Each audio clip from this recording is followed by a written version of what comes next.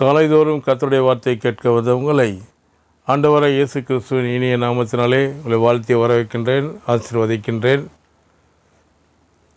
எபிரேயர் 3ஆம் அதிகாரம் 19ஆம் வசனம்.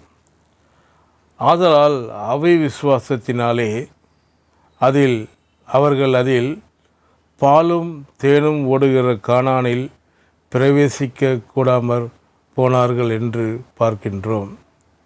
தேவன் இஸ்ரவேலின் வனாந்தர பிரயாணத்தை நமக்கு மாதிரியாக வைக்கவில்லை, எச்சரிக்கையாக எழுதி வைத்துள்ளார்.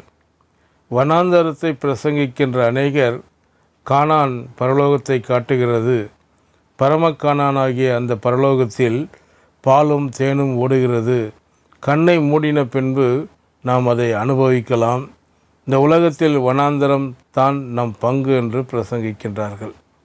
நண்பர்களே, கானான் தேசத்தில் 6 எதிரிகள் இருந்தார்கள் என்று வேதம் கூறுகிறது. யாத்ராகம் 3ஆம் அதிகாரம் 8ஆம் வசனம். கானானியரும் எத்தியரும் எமேரியரும் பெரிசியரும் ஏவியரும் எபோசியரும் இருக்கிற இடமாகிய அந்த இடம். பரலோகத்தில் ஒரு எதிரியும் இல்லை, பேய் பிசாசுகள் இல்லை.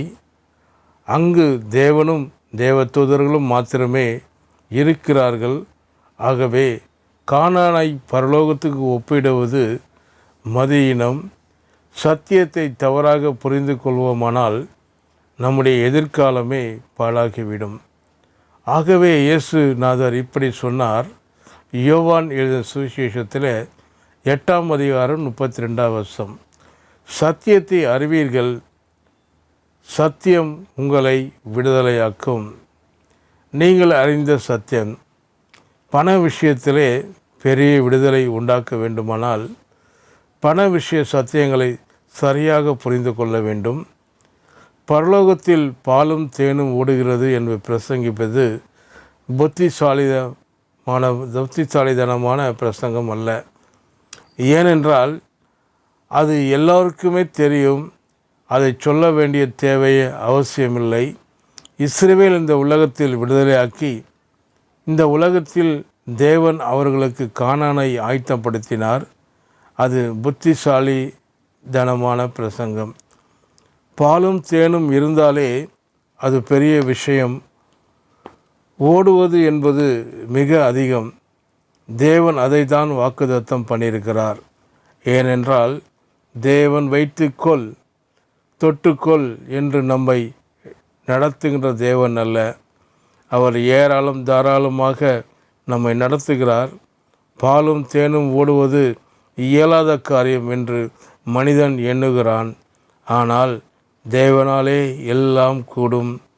இது நம் வேர்வை சிந்தி சம்பாதிக்க ஐஸ்வர்யம் அல்ல, தேவனுடைய ஆசீர்வாதத்தினாலே வருகின்ற ஆசீர்வாதம் ஆகும்.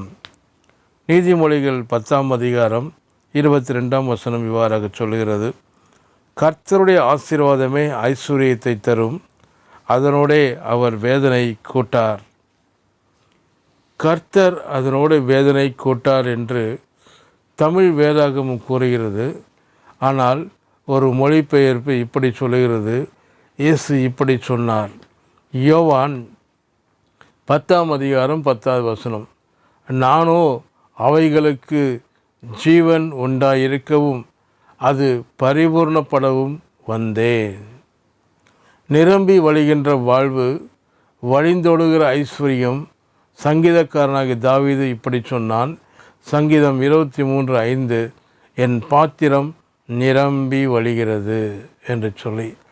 தாவீது போதும் ஆண்டவரே, பாத்திரம் நிரம்புகிறது என்றான். ஆனால் ஆண்டவரே போதாது, நிரம்பி வழியட்டும் என்றார். அவர் நிரம்பி வாழ்வதில் பிரியப்படுகிற தேவன். இந்த நோக்கத்தோடு தான் இன்றைக்கு கடவுளுக்கு காணிக்கை கொடுக்கும்படியாக அவர் முதல் பங்கை அவர்கள் செலுத்தும்போது அவர் நிறைவை வழிய செய்கின்றார் என்பது உண்மை. கர்த்தர் தாமே இந்த வார்த்தைகளை ஆசீர்வதிப்பாராக. ஆமேன்.